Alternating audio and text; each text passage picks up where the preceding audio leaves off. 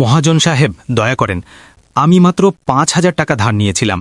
সুদে আসলে সেটা কি করে ৫০,০০০ হয়? আমি এখন জমি দিয়ে দিলে আমার পরিবার না খেয়ে মরবে।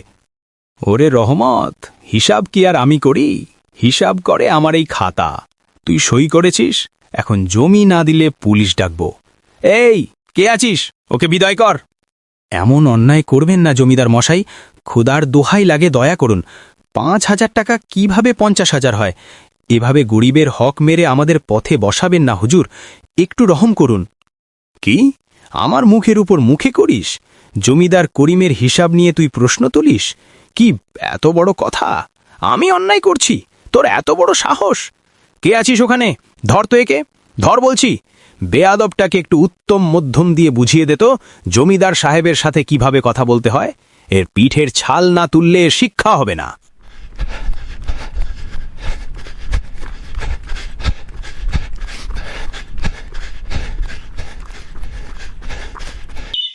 আরে রহমত, এ কি চেহারা বানিয়েছিস কেন বাপ? হাত পা কাঁপছে কেন তোর? চাচা, আমি শেষ। আমার আর কিচ্ছু অবশিষ্ট নেই। ওই রক্তচোষা জমিদার করিম সাহেব আমার মাথা গোজার শেষ আশ্রয়টুকুও কেড়ে নিল। কেন? ওই যে ৫,০০০ টাকা ধার নিয়েছিলি বছরখানেক আগে, সেটা দিসনি? দিয়েছি তো চাচা, নিজের হাড় ভাঙা খাটুনির টাকা জমিয়ে গত মাসেই তো ৩,০০০ ফেরত দিয়েছি। কিন্তু আজ যখন বাকিটা দিতে গেলাম, জমিদার তার খাতা খুলে বসল। বলে কি জানেন, তোর সুদে আসলে এখন ৫০,০০০ টাকা হয়েছে। ৫০,০০০? এ তো ডাকাতি। একটা মানুষ এক বছরে ৫০,০০০ টাকা সুদ দেয় কিভাবে? আমি যখন বললাম এটা অন্যায়, জমিদার তার লাঠিয়ালদের দিয়ে আমাকে ধাক্কা দিয়ে বের করে দিল। সাফ জানিয়ে দিয়েছে, আগামীকালের মধ্যে টাকা না দিলে আমার ভিটে মাটি সব লাটে তুলবে। চাচা, জমিটা গেলে আমার মা আর ছেলে মেয়েগুলো নিয়ে কোথায় গিয়ে দাঁড়াবো? পথে বসে যাব আমি। জমিদার করিমের লোভের কোনো সীমা নেই রে রহমত। ওর কাছে টাকা মানেই সব। মানুষের চোখের পানি ওর কাছে বৃষ্টির জলের মতো সস্তা। বড্ড অহংকারী হয়ে উঠেছে ও। মনে করে গ্রামের ওপর ও একচ্ছত্র ঈশ্বর। ও মানুষ না চাচা, ও একটা হায়না। সারা গ্রামের মানুষের জমি এইভাবে ছলচাতুরি করে লিখে নিয়েছে। এখন আমার ওপর নজর পড়েছে। জমিদার খুব লোভী আর অহংকারী, আর এটাই ওর দুর্বলতা। যে মানুষ লোভের বশবর্তী হয় তাকে বুদ্ধি দিয়ে হারানো খুব সহজ। তুই শোন রহমত, ভয় পাস না। অন্ধকার যখন ঘন হয় তখনই ভোরের আলো ফুটে ওঠে। আমি কি করব চাচা? আপনি কিছু একটা উপায় বের করেন। আপনি ছাড়া গ্রামে আর কারোর ওপর ভরসা নেই। তুই একদম চিন্তা করিস না রহমত। এই বুড়ো চাচা থাকতে তোর জমি কেউ কেড়ে নিতে পারবে না। তুই এখন নিশ্চিন্তে বাড়ি যা। বাকিটা আমি দেখছি যে ওই ধূর্ত জমিদারকে কিভাবে শায়েস্তা করা যায়। ঠিক আছে চাচা, আপনার ওপর আমার পূর্ণ ভরসা আছে। আপনি যা ভালো মনে করেন তাই করেন। আমি আসি তাহলে।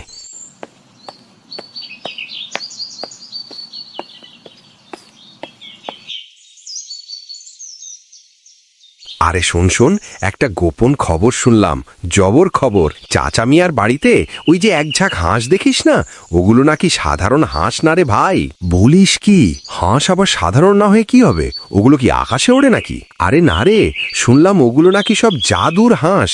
বিশ্বাস করবি কিনা জানি না, কিন্তু গ্রামে রটে গেছে ওই হাঁসগুলো নাকি সব খাঁটি সোনার ডিম পাড়ে। আরে কি বলছিস তুই এসব? সোনার ডিম? তাহলে তো চাচা মিয়া এখন টাকার কুমির। আমরা তো কিছুই জানলাম না। আরে হ্যাঁ, আমার তো মনে হয় তলে তলে চাচা মিয়া এখন আমাদের গ্রামের জমিদারের থেকেও অনেক বেশি টাকার মালিক হয়ে গেছে। অত সোনা কি আর মানুষের থাকে? তা হতেও পারে, কারণ চাচা মিয়ার যে কতগুলো হাঁস আছে সেটা তো আমি নিজের চোখেই দেখেছি।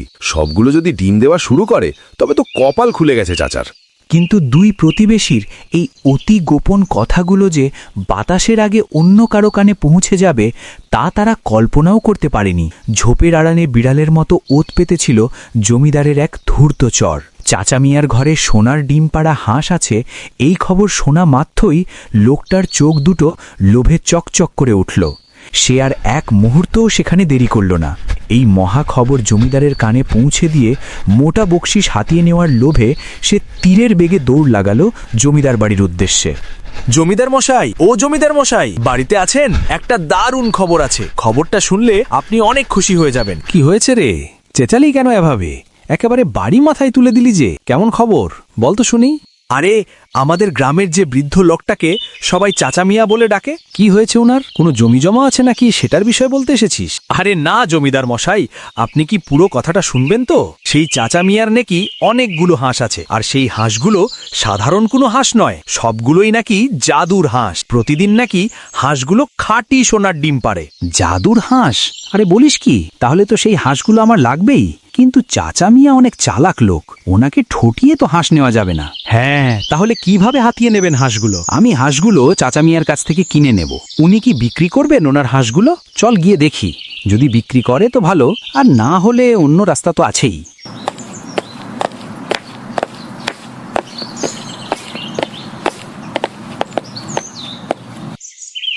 চাচা, ও চাচা, বাড়িতে আছেন? আরে করিম যে, কেমন আছো তুমি? চাচা ভালো আছি। আপনি তো আর আমাদের ওদিকে একদম যান না। তোমার বাবা ছিল আমার ঘনিষ্ঠ বন্ধু। তিনি বেঁচে থাকতে সারাদিন তোমাদের বাড়িতেই কাটাতাম। সেই দিনগুলো অনেক ভালো ছিল। সে যাই হোক, তা বলো, তুমি আজ হঠাৎ কি জন্য এসেছো? বলছি চাচা, শুনলাম নাকি আপনি হাঁস পোষেন। আমার অনেকগুলো হাঁস লাগবে, যদি আপনি বিক্রি করতেন আমি ভালো দাম দিতাম।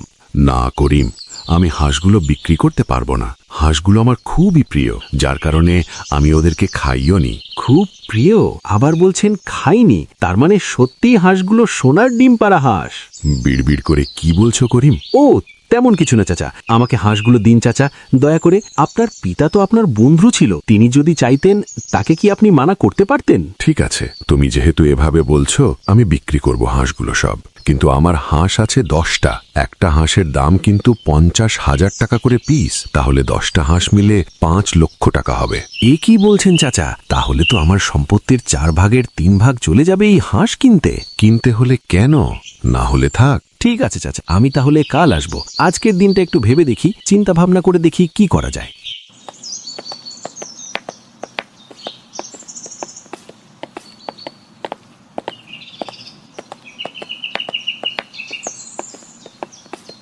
তোমার ওই হাঁসগুলো কেনার কোনো দরকার নেই। আমরা তো বেশ ভালোই সুখে আছি। অত লোভ করা ভালো না। সবগুলো হাঁস কিনতে গেলে তোমার সম্পত্তির প্রায় সবই চলে যাবে। তখন আমাদের কি হবে ভেবে দেখেছো? আরে যাক সম্পত্তি, হাঁসগুলো তো সোনার ডিম পারবেই।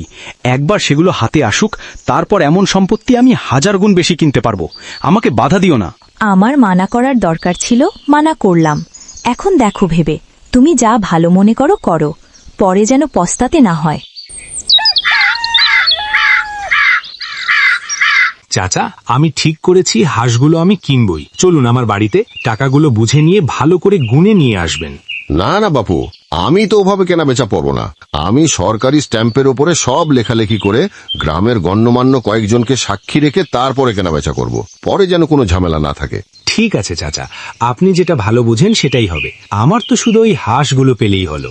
পরের দিন গ্রামের গণ্যমান্য কয়েকজন ব্যক্তির উপস্থিতিতে সবার সামনে সরকারি স্ট্যাম্পে সই স্বাক্ষর করে আইনি প্রক্রিয়া সম্পন্ন হল। আর এভাবেই লোভের বশবর্তী হয়ে জমিদার মশাই 5 লক্ষ টাকা গুনে দিয়ে চাচা মিয়ার কাছ থেকে 10টি হাঁস কিনে নিলেন। গ্রামের মানুষ সাক্ষী রইল এই অদ্ভুত কেনাবেচার। আর জমিদারের চোখে তখন ভাসছিল রাশি রাশি সোনার ডিমের স্বপ্ন। কালকে সকালে হাঁসগুলো সোনার ডিম পাড়বে, আর আমি সেই সোনা বাজারে বেচবো। আমি অনেক বড় লোক হয়ে যাব। গ্রামের কেউ আমার ধারে কাছেও থাকতে পারবে না। ঠিক আছে, অনেক স্বপ্ন দেখেছো, এখন চুপচাপ ঘুমাও তো। সকালে কি হয় না হয় তা সকালেই দেখা যাবে।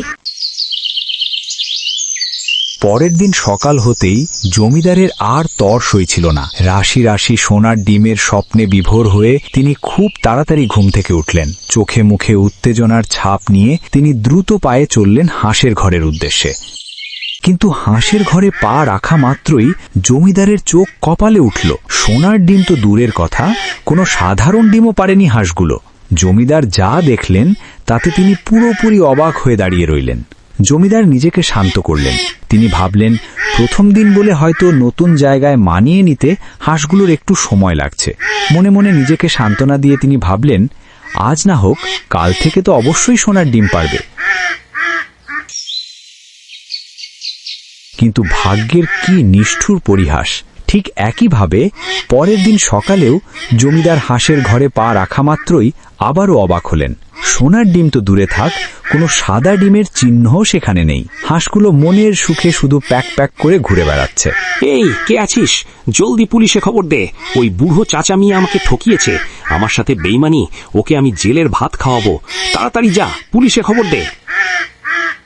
আমি তো আগেই বলেছিলাম এসবের মধ্যে যেও না, অত লোভ করা ভালো না।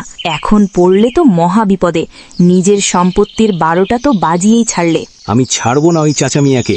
উনি জানেন না আমি কে। আমাকে জাদুর হাঁসের গল্প শুনিয়ে 5 লাখ টাকা হাতিয়ে নিয়েছে। আমি এক্ষুনি ওনাকে পুলিশের হাতে দেব।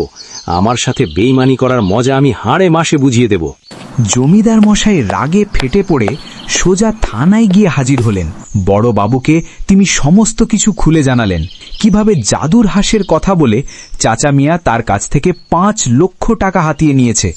অভিযোগ শুনে পুলিশ বড়বাবুও অবাক হলেন। কালক্ষেপণ না করে জমিদারের অভিযোগের ভিত্তিতে পুলিশ দল বল নিয়ে রওনা দিল। কিছুক্ষণের মধ্যেই জমিদার নিজে পুলিশ সহ কড়া মেজাজে গিয়ে হাজির হলেন চাচা মিয়ার বাড়ির উঠানে।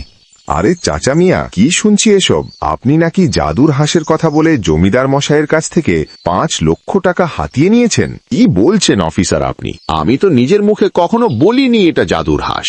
আর আমি পরে যাতে কোনো ঝামেলা না হয় তার জন্য সরকারি স্ট্যাম্পে লেখালেখি করে হাঁস বিক্রি করেছি। নিন সেই স্ট্যাম্প দেখেন, এখানে কোথাও জাদুর হাঁসের কথা লেখা আছে কিনা দেখেন। আর নিচে জমিদার মশাইয়ের টিপসই ও স্বাক্ষরও রয়েছে। তাই তো, এখানে তো কোথাও জাদুর হাঁসের কথা লেখা নাই, শুধু লেখা আছে 10টি দেশি হাঁস 5 লক্ষ টাকায় বিক্রয় করা হইল। ঠিক তাই অফিসার। আর আপনি জমিদার মশাইয়ের কাছেই জিজ্ঞাসা করুন তো, আমি কি নিজের মুখে ওনাকে জাদুর হাঁসের কথা বলেছি কিনা। কি জমিদার মশাই বলুন, চাচা মিয়া কি নিজের মুখে আপনাকে বলেছে যে এটা জাদুর হাঁস? মানে না, উনি নিজের মুখে বলেননি। তাহলে আপনি জানলেন কিভাবে যে এটা জাদুর হাঁস আর এটা সোনার ডিম পাড়ে? এই আজগুবি খবর আপনাকে কে দিল? আমাকে এই কালু বলেছে যে চাচা মিয়ার হাঁসগুলো নাকি জাদুর হাঁস আর সবগুলো নাকি সোনার ডিম পাড়ে। এই কালু, বল তোকে কে বলেছে এই কথা, জলদি বল। হুজুর, আমি একদিন জঙ্গলের রাস্তা ধরে বাড়ি আসছিলাম, তখন দেখি দুজন লোক নিজেদের মধ্যে এই হাঁস নিয়ে আলোচনা করছে। আমি আড়ালে দাঁড়িয়ে তাদের সব কথা শুনেছিলাম। লোক দুটোর মুখ আমি ভালো করে দেখতে পারি নাই হুজুর, তবে তাদের কথাগুলো একদম স্পষ্ট শুনেছিলাম। তারা বলছিল এগুলো জাদুর হাঁস আর সোনার ডিম পাড়ে। আমি সেই খবর শোনা মাত্রই দৌড়ে গিয়ে জমিদার মশাইকে জানিয়েছিলাম। জমিদার মশাই, একটা কথা আছে, অতি লোভে তাঁতি নষ্ট। আর আপনার হয়েছে অতি লোভে মাথায় চাকা। আপনি শুধু শুধু লোভে পড়ে কোনো সত্যতা যাচাই না করেই মাত্র 10টি হাঁস 5 লক্ষ টাকা দিয়ে কিনেছেন। কিন্তু চাচা, আমি যতটুক জানি আপনি তো খুব সৎ ব্যক্তি। আপনি তো এভাবে কাউকে ঠকানোর মানুষ নন। তা আসল বিষয়টা একটু বলুন তো, কি হয়েছে? দেখ বাবা, আমাদের গ্রামের ওই জমিদারটা কোনো সাধু না। সে একে একে সব কৃষকদের ঠকিয়েছে। কারো জমি কাগজে কলমে ভুল বুঝিয়ে, আবার কারোটা জোর খাটিয়ে নিজের নামে লিখে নিয়েছে। আর যদি কেউ অভাবের সময় তার কাছ থেকে টাকা ধার নিত, তাহলে সে দয়া দেখাতো না, 10 গুণ সুদ চাপিয়ে দিত। সুদ দিতে না পারলেই জমি ঘরবাড়ি সব তার দখলে চলে যেত। এই অন্যায় আর বেশি দিন চলতে দেওয়া যায় না রে বাবা। তাই ভাবতে ভাবতেই আমি একটা বুদ্ধি বের করেছি। এমন একটা বুদ্ধি যাতে জমিদারের নিজের ফাঁদেই সে নিজেই ধরা পড়বে। তিনি পুলিশ অফিসারের কাছে জমিদারের সব কুকীর্তির কথা একে একে খুলে বললেন। কিভাবে এই জমিদার জাল দলিল করে গরিব গ্রামবাসীদের জমি দখল করেছে, কিভাবে মিথ্যে অপবাদ দিয়ে তাদের থেকে টাকা হাতিয়ে নিয়েছে। সবকিছু শুনে পুলিশ অফিসার রাগে অগ্নিশর্মা হয়ে উঠলেন।